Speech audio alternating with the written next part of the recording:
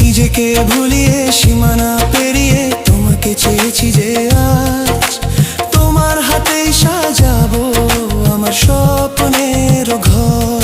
আমি তোমার প্রেমে পড়ে দুনিয়া ভুলে গেছি।